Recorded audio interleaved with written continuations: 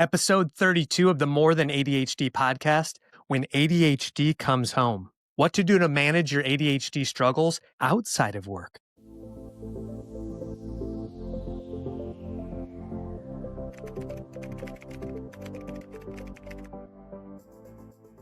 Pick up your socks. Hurry, we're going to be late.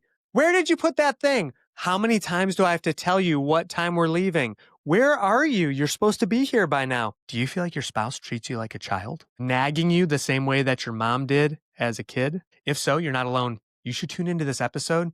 Coach Ryan's got your back. Question for you. How do you think you're managing your ADHD at home? More important follow-up question. Would your spouse say the same? If this is your first time, welcome. The door to our digital home is always open to you. We'll leave the light on for you. And my name's Coach Ryan. I'm a certified ADHD coach, a neuroinclusion consultant, and most importantly, your ADHD accountability partner to help you to navigate through the storms of life that are caused by the way that your brain is wired. But don't worry, ADHD is just part of you. It doesn't define you because you are more than ADHD. See what I did there? Do you feel like your ADHD makes your home life even more exhausting than work? If so, we've got 5 actionable tips to help you knock out that feeling. If you haven't had the chance already, please make sure to gently tap the subscribe button in order to let me know that you're getting value. You can also like and, most importantly, comment. Let us know what parts of the episode are most valuable for you because we want to see more viewers coming to check us out and share it with one person who you think would get value out of the episode. We are so grateful that you're taking the time to listen to the podcast episode. If you want to take us on the go, we are on every streaming platform. So check us out on Spotify and all other places where podcasts can be downloaded. As many of you know, I work from home. So when I'm finished up at the end of the day, it's not a lot of time to transition from work mode to family mode. And I really feel like I am someone who is in a boxing match all day long and I'm staggering out of the room. It's sometimes physically hard for me to move. That can make getting into family mode really challenging. For those of you who have been listening to the show or watching our videos for a long time, you know that one of my favorite phrases is fingerprints of ADHD. In other words, we're going to leave the mark of ADHD all over our lives. It doesn't discriminate. It doesn't just happen at work. It happens at home. It's everywhere where we are. So I know for me, one of the things that I really struggled with is remembering to take out the trash. So your first tip is to figure out a way to give yourself reminders. So if you are just listening right now, I am holding up a full-size sheet of paper, 8.5 by 11 of one of my ADHD doodles that says, today is trash day. I've had this for a couple years and I mix it up, keep it exciting. But on trash day, every Wednesday, I am taping this thing up in a place where I can see it, and then I reuse it so I don't forget to take out the trash. So if you're someone who struggles to remember your tasks at home and that's taking a toll on your relationships, just want to let you know that you are not alone. So why is it that ADHD impacts us so much on the home front? Many of you have probably heard me talk about before the idea of the brain battery, that every day we start off with a certain amount of energy, and with each task that we do, we're draining our battery. So it makes sense that when you get home, you're tired. But today we're going to give you some tips on what you can do to combat that and to perform better on the home front. Here are just a few ways that ADHD can show up at home. First off, forgetfulness. Our working memory doesn't always work, right? This could mean leaving laundry in the washer until it smells, or moving it from the washer to the dryer, but forgetting to start the dryer, forgetting to pay bills until your lights are turned off, or even forgetting to take the food out of the refrigerator to thaw it in time for dinner, or not putting it in the microwave to warm it up in time for the rest of the family to get home. That was a story from a friend of mine. Or perhaps it's your job to pick up smelly things your animals leave behind in the backyard, but when you forget and you get reminded, when you see it, smell it, or find it on your shoes. Time blindness. Bedtime routines look really good on paper, but are not so easy to execute on in practice. You stay up way too late scrolling on your phone and you're wondering why it's hard for you to wake up early the next day for work. Or maybe you find yourself being drawn to the dopamine machine of your cell phone and you're not able to connect with your most important people, your kids, your partner, your family, your friends. These are real struggles. Emotional reactivity. I mean, after you've used up all of this in the workplace, it can be a lot easier to lose our temper or to become emotionally dysregulated when we're dealing with our family. Because when we're polite and we have things that we tolerate at work, we really struggle to hold back our true feelings when we're at home. We go from 0 to 100. Clutter is a big struggle for us. Out of sight, out of mind is really a thing. And so we keep piling things up. And it's only when those things literally block our path from walking that we will actually do something about it. You leave a project out half finished so that you don't forget about it, but then your partner gets very upset about it. You get criticized for where you put your clothes or don't put your clothes, or that you're not contributing enough around the house. Do these all sound familiar? I'm only saying them not to trigger you, but to help you to realize you're not alone and that this is a struggle for so many people with ADHD, myself included. In fact, one of our audience members, when we asked, hey, what are some of the things you struggle with at home? They talked about clutter everywhere, don't know where to put it. And another person said, and this is a great one, I see the weeds that are outside on my patio. The weeds grow. I know I'm not going to pull them. So I go and buy weed killer. So then I have the weed killer in my garage.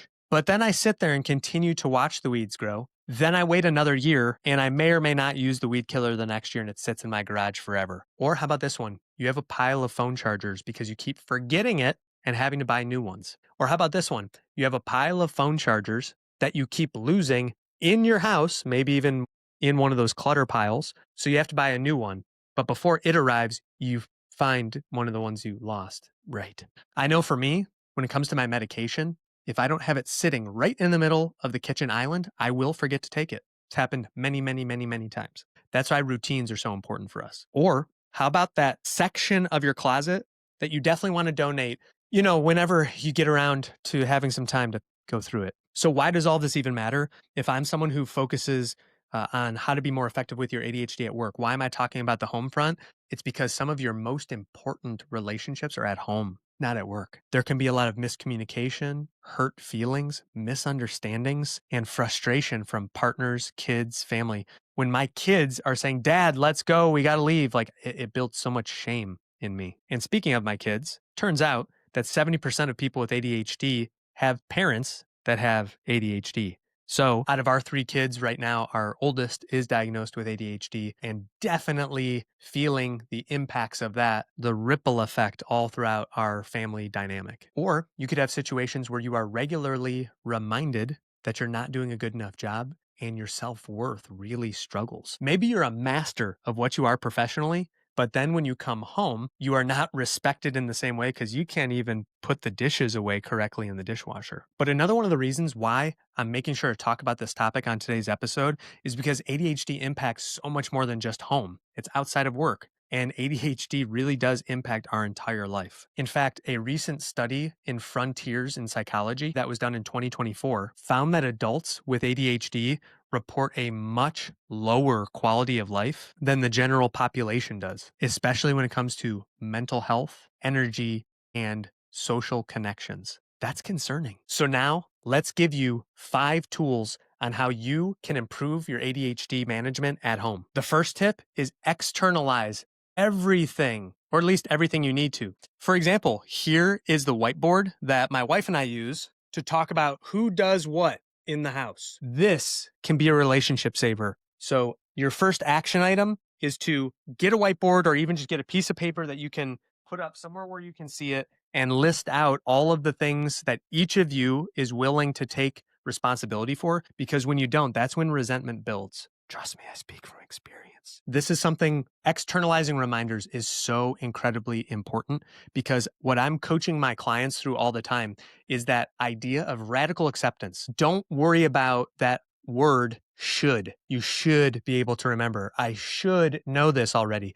Don't worry about should because look at this. Tuesday and Thursday, hubby help Ryan to set his own alarm. And then we go by 15-minute increments. Ryan, get out of bed, shower, get dressed, pour coffee into cup, blend the smoothie, pour that into cups, put it into the car, load the bags into the car, load the kids into the car. Andrea pulls out of the driveway.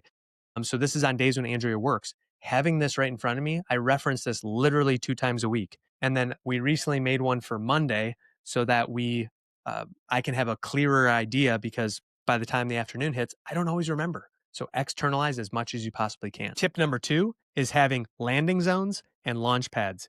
What do I mean by that? Landing zone. This is where things are gathered. For example, for our kids, there's the mud room, which is also the laundry room. That's where all shoes go. That's where all backpacks go. That's where all equipment for sports and swimming and other activities goes. That's how we all know where that is at. A launch pad is everything you need to leave. So before Andrea leaves for work, she has all of the stuff lined up that I need to load into the car. So we do the teamwork there. And then when I go to basketball in the mornings, I know I'm probably going to be cutting it pretty close. So I pack all my stuff the night before and I have what I refer to as a launch pad. So I have my water bottles already full.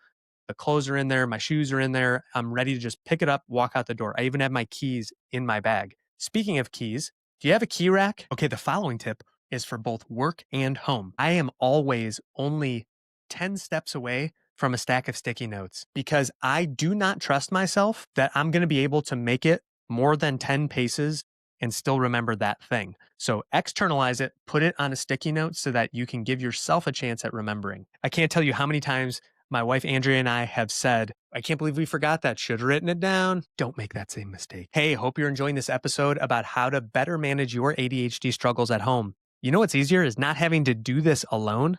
That's why I want to invite you today, before this episode is over, take a minute and join our digital community. We have hundreds of people from all around the world that are helping to encourage each other, build each other up, celebrate wins. You don't have to do this alone. Not anymore. So join the RMC Ryan Mayer Coaching Community through Patreon. The link is below. Can't wait to see you there. Let's do this together. Tip number 3, shared responsibility and communication. We already touched on this a little bit in tip 1 about externalize everything, but it's all about expectation. So talk through what works best for your brain so that you can take ownership, but also advocate for yourself to your partner and say, hey, what really helps me to do this in the way that you want me to is when you, and then like fill in the blank, whatever support that you need. So make sure that this is a team effort. Many hands make light work. I was just talking with my wife about this earlier this week. We want to make sure we get the kids more involved because we're trying to make the evening routine of dinner and playtime and getting up to bed and bath and all that more efficient. And the way we can do that is by not letting the kids get out of the responsibility of helping. So everybody grab a dish. It's going to make everything go a little bit faster and then we can all get upstairs. And then she and I are also picking a time, like when do we get upstairs and how can we help each other to do that more effectively? You can also even call a family huddle. Andrea and I refer to this as the weekly planning meeting. Up to this point, the kids are not involved, but they will be. And we have a rolling whiteboard. The link is below in the description. You can check it out. We love it. It's a board that has 2 sides, so you can toggle it between the front side and the other side, and it's on wheels. So it just is really easy to use and fun for everybody. But yeah, in those family meetings, Andrea and I will plan out our goals for the week and just talking through it. I'm an auditory processor, so it really helps me to internalize what our game plan is. We also use a shared family calendar. And I know this one might sound really basic, but if you're not already doing it, make sure you have a shared family calendar so you can log in to see what time is practice, what day is the wedding on, and don't mix up weddings like I did last week where I thought it was somebody else's wedding. So that gets awkward with text messages. We're like, hey, can't wait for your wedding this weekend. And then they say, my wedding isn't this weekend. That's another story. Tip number 4 is chunk it down. What do I mean by that? Like clean the kitchen or clean the bathroom, or this is my favorite, and clients tell me this a lot, clean out the garage. That's not a task. That is a project. So even for me, like today, I took the garbage out. I wrote down on a blank piece of paper, take out trash, take out recycling, replace bag. Can't tell you how many times I have forgotten to put the new trash bag in, and it's really embarrassing. So write it down and break it down. Ooh, break it down to write it down. Write it down to break it down. There it is. There it is. Write it down, break it down. Break it down from a project to a task, and that makes it easier so they don't have to ask. Ah, that almost worked. So for example, I'll set a timer and make it a game so I can race to try to get things done in a more efficient time. Could you try some of these? Dr. Ned Hallowell has a famous way that he says, we have these race car engines for brains, but we have bicycle brakes. So it's hard for us to get started, but we really get going and it's hard for us to stop. So transition times can be tough. Here's a great tip that I figured out. I kind of engineered this one myself. And that is if I needed to leave the office at a certain time, I would schedule a call to catch up with a friend or a family member that I maybe hadn't talked to in a while. So that would check 2 boxes. 1, I'd be a good friend or family member by staying in touch. But 2, it would force me to get out the door of the office to get to home at least a little bit closer than if I didn't. I don't want to feel like I have to hit the emergency brake and now all of a sudden it's time to be family man. It's much easier to find a way to transition to like gear down, to come off the on ramp, to finish your day a little bit slower. It's important. So what do? I take some time and I spend quality time with each kid. So we'll spend time like playing marbles, doing Legos, shooting hoops, drawing, because I know Ethan really likes to draw and make comics. So we'll just do some easier things before we get into homework or food or anything like that. So we'll do that to transition myself. So yes, find some transition activities that you can do that can help you to switch from work mode to home mode. So if you have a commute, that makes a good time for that. So perhaps you could do a meditation to calm yourself down. You could call a friend. You could check in with family, and that helps you to shift out of things you might have been stressed out about at work. It's just a job. No one's going to die. Don't take it too seriously. So here's the recap. ADHD doesn't clock out when you do, but with the right systems in place, you can be at peace at home. But good news, I just want to encourage you, your home doesn't have to be chaos. So if you are really struggling in your relationships at home or at work, please be sure to book a call. You can also join our community totally for free. And you can realize you're not alone. This is common struggles. You can be part of our group coaching. It's really amazing the work that we're doing. And just know I am here to help you. If you haven't been able to tell by all the examples I gave, I go through this and I'm still managing it myself. Nobody's perfect, but we're here to help each other make imperfect progress. Here's what would mean a lot to me. If you could comment and let me know what is your biggest struggle at home, because the more people that comment, the more interaction we can get and the more that we can help you and others just like you. And that's it. Thanks for joining me on episode 32 of the More Than ADHD podcast. I'm your accountability partner and ADHD wingman, Coach Ryan Mayer. Let me know if I can help you or your workplace with neuro inclusion and tips to manage your ADHD. We'll talk to you next time. Yes, you can do this.